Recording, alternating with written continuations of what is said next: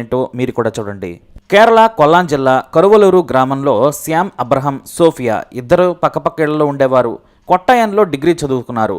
ప్రతి ఆదివారం చర్చిలో దైవ ప్రార్థనల పాటలు పాడే గ్రూప్లో శ్యామ్ సోఫియా చాలా యాక్టివ్గా ఉండేవారు.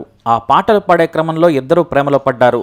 శ్యామ్ సోఫియాలు ఇద్దరూ ప్రేమలో ఉండగానే డిగ్రీ పూర్తి చేశారు. అయితే వారి ప్రేమ బాగా ముదిరిపోయింది. ఒకరిని విడిచి ఒకరు ఉండలేకపోయారు. ఈ విషయం కాస్త సోఫియా తండ్రికి తెలిసి ఆగ్రహం వ్యక్తం చేశాడు. అతను ఆర్మీ రిటైర్డ్ ఆఫీసర్. తన కూతురును ప్రేమకు దూరంగా ఉండాలని కోరాడు. తాను శ్యామ్ను తప్ప వేరే వ్యక్తిని పెళ్లి చేసుకునని సోఫియా చెప్పేసింది. దీంతో తనకు స్నేహితుడైన శ్యామ్ తండ్రితో మాట్లాడి వారి పెళ్లికి ఒప్పుకున్నారు. ఇద్దరికి ఎంగేజ్మెంట్ జరిగింది. అయితే ఇక్కడే మరో ట్విస్ట్. సోఫియా ఎంతో ఇష్టపడి శ్యామ్తో ఎంగేజ్మెంట్ చేసుకున్నా కూడా అరుణ్ కమలాసన్ అనే కుర్రాడితో కూడా ప్రేమాయణం నడిపేది. తనకు శ్యామ్ అనే వ్యక్తితో ఎంగేజ్మెంట్ జరిగిందని చెప్పి మరీ అరుణ్తో ఎంజాయ్ చేయడం మొదలుపెట్టింది సోఫియా.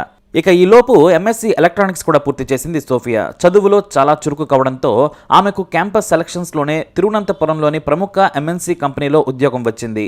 ఇక మరోవైపు మరో ప్రియుడు అరుణ్ ఇన్స్ట్రుమెంటేషన్ ఇంజనీరింగ్ డిగ్రీ పూర్తి చేశాడు. బెంగళూరు వెళ్లిన తర్వాత కూడా అరుణ్ను మర్చిపోలేదు. ఒకవైపు ప్రేమించిన భర్తతో ముద్దు ముచ్చట్లు, మరోవైపు అరుణ్తో ప్రేమాయణాన్ని సీరియస్గా కొనసాగించింది సోఫియా. ఈలోపు అరుణ్ కుమార్కు పెళ్లైంది. అతను సోఫియాతో ప్రతిరోజు ఎంజాయ్ చేస్తూనే మరో అమ్మాయిని పెళ్లి చేసుకున్నాడు. ఇక ఇటు శామ్ కూడా యుఏఈలోని ఫారెన్ ఎక్స్చేంజ్లో మంచి జాబ్ చేస్తూ సెటిల్ అయ్యాడు. ఆ తర్వాత కేరళ వచ్చి 2008లో శ్యామ్ సోఫియా పెళ్లి చేసుకున్నారు. బెంగళూరులో జాబ్ చేస్తూనే అరుణ్తో లవ్ ట్రాక్ నడుపుతూ శ్యామ్ను ప్రేమించి పెళ్లి చేసుకుంది సోఫియా. అంటే ఆమెకు ఇద్దరన్నమాట. శ్యామ్ సోఫియా ఇద్దరూ బాగానే సంపాదిస్తూ లైఫ్ని లీడ్ చేస్తున్నారు. మరోవైపు అరుణ్ పెళ్లి చేసుకుని ఆస్ట్రేలియా వెళ్ళాడు. అతనికి కొడుకు కూడా పుట్టాడు. దీంతో అరుణ్ తన జాబ్ గురించి బిజీ అయిపోయాడు. మెల్బోర్న్లో ఒక పేరున్న కంపెనీలో అరుణ్ ఉద్యోగం చేస్తూ సెటిల్ అయ్యాడు. కానీ ఫేస్బుక్ ద్వారా అరుణ్ సోఫియాలు మాత్రం తమ ప్రేమ కబుర్లను కొనసాగిస్తూ వచ్చారు. ఆన్లైన్ రొమాన్స్ చేస్తూ ఎంజాయ్ చేశారు. ప్రతి 6 నెలలకోసారి కేవలం సోఫియా కోసం కేరళ వచ్చేవాడు అరుణ్. ఇద్దరూ కలిసి తిరిగేవారు. ఆమె కూడా బెంగళూరులోని సాఫ్ట్వేర్ జాబ్కి సెలవు పెట్టి కేరళ వచ్చేది. మరోవైపు శ్యామ్ దుబాయ్లో ఉద్యోగం చేస్తూ వస్తూ పోతూ ఉండేవాడు. మొత్తానికి ముగ్గురు కేరళ నుంచి, ఒకరు బెంగళూరు, ఒకరు ఆస్ట్రేలియా, అలాగే భర్త ఏమో దుబాయ్లో ఉన్నాడు. ఈ ట్రయాంగిల్ లవ్ స్టోరీ చాలా ఏళ్లు సాగింది. కానీ ఏనాడు కూడా శ్యామ్ అనుమానించలేదు. అంత పకడ్బందీగా ఆమె ప్రేమ వ్యవహారం నడిపింది. పైగా అరుణ్ ఇండియాలో లేకపోవడంతో వాళ్ళు ఓపెన్ గా కలిసే ఛాన్స్ లేదు. శ్యామ్ దుబాయ్లో ఉన్న సమయం చూసి అరుణ్ను ఆస్ట్రేలియా నుంచి పిలిపించుకునేది. ఈలోపు సోఫియా ప్రెగ్నెంట్ అయింది. ఆమె డెలివరీ అయ్యే వరకు ఇండియాలోనే ఉన్నాడు శ్యామ్. పండంటి బాబుకు జన్మనిచ్చిన తర్వాత మరింత సంతోషించాడు. ఆ సమయంలోనే తన భార్యతో పాటు బిడ్డను కూడా తన దగ్గరే ఉంచుకోవాలనుకున్నాడు. తనకు మంచి జీతం వస్తుంది కాబట్టి సాఫ్ట్వేర్ జాబ్కి రిజైన్ చేసి సోఫియాను దుబాయ్ రమ్మన్నాడు. బాబుకు నేను దగ్గరగా ఉంటాను, మనం కలిసి హాయిగా ఉందామన్నాడు. నీకు కావాలంటే అక్కడ ఉద్యోగం చూస్తానన్నాడు కూడా. మన బంధువులు చాలామంది ఉన్నారు, నీకు దుబాయ్లో ఎలాంటి సమస్య రానివ్వనని భార్యకు చెప్పాడు. కానీ సోఫియా ఆలోచనలు వేరు. తనకు శ్యామ్ కాదు కావాల్సింది, అరుణ్. తన బిడ్డను కూడా మరిచిపోయి అరుణ్ మైకంలో పడిపోయింది. ఎలాగైనా సరే దుబాయ్ వెళ్లకుండా తప్పించుకోవాలని సోఫియా ప్లాన్ వేసింది. ఎందుకంటే తనకు ఆస్ట్రేలియా వెళ్లాలనుంది. అక్కడ అరుణ్ ఉన్నాడు. అతని కోసం తప్పించిపోయింది. సరిగ్గా అదే టైంలో సోఫియా అక్క మెల్బోర్న్లోని ప్రముఖ కార్పొరేట్ హాస్పిటల్లో నర్సుగా మంచి ఉద్యోగం సంపాదించింది. ఆమె అక్కడ సెటిల్ అయింది. దీంతో తాను కూడా మెల్బోర్న్ వెళ్తే అరుణ్తో గడపొచ్చని ప్లాన్ను అమలు చేసింది. తన అక్క ద్వారా మెల్బోర్న్లో సాఫ్ట్వేర్ కంపెనీలో జాబ్కి ప్రయత్నించింది. 6 నెలల ప్రయత్నం తర్వాత మంచి కంపెనీలో సోఫియాకు ఉద్యోగం వచ్చింది. దీంతో తనకు ఆస్ట్రేలియాలో ఉద్యోగం వచ్చింది. ఆ ఉద్యోగం రావడానికి అరుణ్ కూడా చాలా హెల్ప్ చేశాడు. ఇక దీంతో తనకు ఆస్ట్రేలియాలో ఉద్యోగం వచ్చింది. మనందరం మెల్బోర్న్లో సెటిల్ అవుదాం, నువ్వు కూడా దుబాయ్లో ఉద్యోగం రిజైన్ చేసి రమ్మని చెప్పింది సోఫియా. తన వైఫ్కి మంచి జీతం వస్తూ ఉండడంతో సరేనన్నాడు భర్త. ఇక తన ఉద్యోగం కారణంగా కొడుకును కూడా చూసుకునేందుకు ఆమెకు సమయం ఉండేది కాదు. దీంతో తన అక్కకు ఆ బాధ్యతను అప్పచెప్పింది. ఇక మెల్బోర్న్లో సోఫియా దిగగానే అరుణ్ ఆమెను కలిశాడు. ఇద్దరూ కలిసి ఒక గది తీసుకొని ఎంజాయ్ చేయడం మొదలుపెట్టారు. ఆఫీస్ పని మీద తిరుగుతున్నానని అరుణ్ తన భార్యకు చెప్పి వచ్చి సోఫియా గది నుంచి ఆఫీస్కి వెళ్ళేవాడు.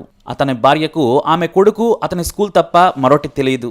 దీంతో ఆమె అమాయకత్వాన్ని ఆసరాగా చేసుకొని సోఫియా, అరుణ్ రెచ్చిపోయారు. ఇక సోఫియా మెల్బోర్న్లో సెటిల్ అయిన తర్వాత శ్యామ్ ఒక 10 నెలల తర్వాత యుఏఈ జాబ్కి రిజైన్ చేసి ఆస్ట్రేలియా వచ్చేశాడు. మెల్బోర్న్లోని అవుట్స్కట్స్లో ఒక ఇల్లు అద్దెకు తీసుకొని ఇద్దరు ఉద్యోగం చేస్తున్నారు. దాదాపు 3 ఏళ్లు శ్యామ్కు తెలియకుండా ఈ బంధాన్ని కొనసాగించింది సోఫియా. అయితే వారిద్దరి మధ్య ప్రేమ పిచ్చి పీక్స్కు చేరుకుంది. వారిద్దరూ ఒక రహస్య డైరీని మెయింటైన్ చేయడం మొదలుపెట్టారు. వారిద్దరూ ఒక చోట కూర్చున్నప్పుడు తమ ప్రేమ గురించి అందులో రాసుకునేవారు. దానిని సోఫియా భర్త శ్యామ్కు కనిపించకుండా భద్రంగా దాచుకునేది. వారి రహస్య ప్రేమకు ఆ డైరీ ఒక చిరునామా లాంటిది. ఇద్దరికీ అది లవ్ బైబిల్ అని చెప్పవచ్చు. అయితే సోఫియా తన భర్త అడ్డుగా ఉన్నాడని భావించింది. దీంతో శ్యామ్ అడ్డు తొలగించుకుంటే మనకు మెల్బోర్న్లో అడ్డు ఉండదని అరుణ్ కూడా చెప్పాడు. మనిద్దరం కలిసి బ్రతుకుదాం, నేను నా భార్యను కేరళ పంపిస్తాను, నా కొడుకును కూడా అక్కడే చదివిస్తాను, నువ్వు కూడా నీ భర్తను పంపించేందుకు ప్రయత్నించమని అరుణ్ చెప్పాడు. అతను చెప్పినట్టుగానే తన భార్యను కొడుకును కేరళ పంపించాడు. ఇక మెల్బోర్న్లోనే సెటిల్ అవుదామనే ఆలోచనలో కూడా ఉన్నాడు శ్యామ్. తాను కష్టపడగా మంచి ఉద్యోగం దొరికింది, భార్యకు కూడా లక్షల్లో జీతం వస్తోంది, తన కొడుకుకు మంచి ఫ్యూచర్ ఇవ్వాలని శ్యామ్ కలలు కంటున్నాడు. కానీ ఆమె తన మనసులోని మాటను బయటపెట్టింది.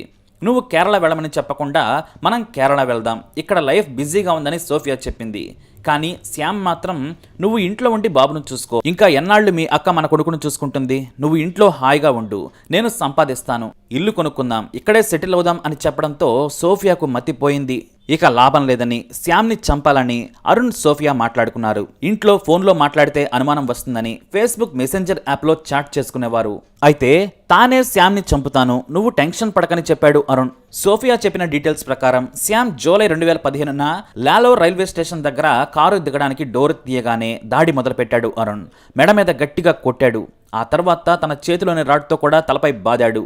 శ్యామ్ బలంగా ఉండడంతో అరుణ్ను కాలుతో తంతే డోర్ నుంచి బయటకు పడ్డాడు. మొహం కనిపించకుండా మంకీ క్యాప్తో పాటు మొత్తం కవర్ అయ్యేలా హుడీ లాంటి డ్రెస్ వేసుకున్నాడు. చుట్టూ జనం దగ్గరకు వస్తూ ఉండడంతో అరుణ్ చంపడానికి ప్రయత్నించి విఫలమై అక్కడి నుంచి పారిపోయాడు. తలకు తీవ్ర గాయం కావడంతో చుట్టుపక్కల వారు పోలీసులకు ఫోన్ చేయడంతో హాస్పిటల్కు తరలించి శ్యామ్కు ట్రీట్మెంట్ చేయించారు. కేసు నమోదు చేసుకున్న పోలీసులు విచారణ మొదలుపెట్టారు. అయితే తనకు మెల్బోర్న్లో ఎవరో శత్రువులు లేరని పోలీసులకు చెప్పాడు శ్యామ్. కానీ అప్పుడే మొదటిసారి సోఫియా మీద అతనికి అనుమానం పెరిగింది. ఎందుకంటే ఇది జరగబోయే ముందు భార్య ప్రవర్తన కాస్తంత వింతగా ఉంది. తన మీద దాడి ఎవరు చేస్తారని ఆలోచించాడు. అయితే అంతకుముందు తన భార్య వింత ప్రశ్నలు, వింత ప్రవర్తన గుర్తుకొచ్చి ఆమెనే అనుమానించాడు. నీడలా వెంటాడాడు. ఆఫీస్కి వెళ్తున్నానని చెప్పి వేరే స్నేహితుల కార్లలో ఆమె కంపెనీ దగ్గర మాటు వేసి చూడగా అరుణ్ సోఫియాలను గమనించాడు. వారిద్దరి క్లోజ్నెస్ను చూసి శ్యామ్కు గుండె ఆగినంత పనైంది. ఆ రోజు తన మీద దాడి చేసింది అతనేనని గుర్తించి భయపడ్డాడు శ్యామ్. తన్ను బయట వారి కంటే తన భార్య ఇంట్లో ఏదో ఒక రోజు చంపేస్తుందని భయపడ్డాడు. దీంతో ప్రతి క్షణం జాగ్రత్తగా ఉండడం మొదలుపెట్టాడు శ్యామ్. మరోవైపు మెల్బోర్న్ క్రైమ్ బ్రాంచ్ పోలీసులు ఎంక్వైరీ మొదలుపెట్టారు. సోఫియా సైతం తనకు ఎవరి మీద అనుమానం లేదని చెప్పింది. కానీ పోలీసులకు కూడా సోఫియా మీదనే అనుమానం. దీంతో ఆమె కాల్ డేటాను తీయగా ఎక్కువసార్లు అరుణ్ అనే వ్యక్తికి కాల్స్ వెళ్ళినట్లు గుర్తించారు. వారి కాల్ రికార్డింగ్స్ మొత్తం విన్నారు. దీంతో వారి మధ్య ఏదో లింక్ ఉందని వాట్సాప్ నుంచి ఫేస్బుక్ మెసెంజర్ వరకు అన్నింటినీ నిఘాలో ఉంచారు పోలీసులు. కొన్ని రోజులకే వారి మధ్య అక్రమ బంధం ఉందని గ్రహించారు. అయితే వాళ్ళు ఏనాడు కూడా అరుణ్ అటాక్ గురించి మాట్లాడలేదు. దీంతో ఆధారం లేకుండా ఎలా అరెస్టు చేయాలా అని పోలీసులు భావించారు. ఈ సమయంలో శ్యామ్ తన భార్యతో కలిసి కేరళలోని తన స్వగ్రామమైన కరువలూరు వచ్చాడు. అక్టోబర్ 1, 2015న గ్రామంలోనే సోఫియాతో పాటు 4 ఏళ్ల కొడుకు శ్యామ్ కొన్నాళ్లు గడిపారు. పక్కపక్క ఇళ్లే కావడంతో వారికి ఇబ్బంది లేదు. కానీ బంధువుల్లోని దగ్గరి స్నేహితులకు సోఫియా చెడు ప్రవర్తన గురించి చెప్పి బాధపడ్డాడు. అంతేకాక మరోసారి తన ఊరికి వస్తే శవపేటికలో వస్తానేమో అనే ఆవేదన చెందాడు శ్యామ్. కానీ అంత భయపడద్దు, ఏమీ కాదులే అని ధైర్యం చెప్పారు వాళ్ళు. కానీ నా చుట్టూ ఉన్న వాళ్లే చంపేందుకు ప్రయత్నిస్తున్నారని కన్నీళ్లు పెట్టుకున్నాడు. ఇక అక్టోబర్ 15, 2015న మెల్బోర్న్కు బయలుదేరే ముందు తన తండ్రి అబ్రహాంకు ఒక మాట చెప్పాడు. శ్యామ్కు సిక్స్త్ సెన్స్ చెప్పిందో లేదా తన భార్య మరికొద్ది రోజుల్లో చంపుతుందని బలంగా నమ్మాడో కానీ తండ్రిని కూడా కన్నీళ్లు పెట్టించాడు. నేను ఎక్కువ రోజులు బ్రతుకుతాననే నమ్మకం లేదు, నేను చనిపోతే నా సమాధి కూడా తాత పక్కనే ఉంచాలని కోరాడు. ఆ మాటలు విన్న తండ్రి అంత భయంగా ఉంటే ఆస్ట్రేలియా వెళ్ళడం ఎందుకు, ఇక్కడే ఉండొచ్చు కదా అని తండ్రి వారించినా వినలేదు.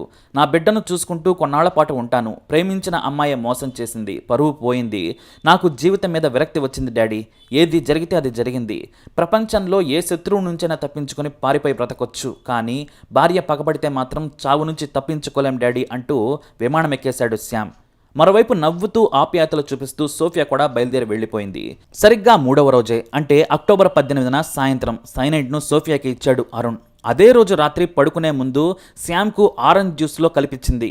ఇంకేముంది, నిద్రలోనే ప్రాణాలు విడిచాడు శ్యామ్. తెల్లవారుజామున శ్యామ్ హార్ట్అటాక్తో చనిపోయాడని కేరళలోని అతని తల్లిదండ్రులకు, బంధువులకు ఏడుస్తూ ఫోన్ చేసి చెప్పింది. పోలీసులు విచారణ చేసి పోస్ట్ మార్టంగా పంపించారు. హార్ట్అటాక్తో చనిపోయినట్టు ప్రాథమికంగా గుర్తించారు. ఇతర పరీక్షల కోసం శాంపిల్స్ను మెల్బోర్న్ నుంచి కాన్బెర్రాకు పంపారు పోలీసులు. ఇక పోస్ట్ మార్టం పూర్తయిన తర్వాత పోలీసుల అనుమతితో కేరళలోని స్వగ్రామంలో అంత్యక్రియలు పూర్తయ్యాయి. శ్యామ్ తండ్రితో పాటు బంధువులంతా సోఫియానే అనుమానించారు.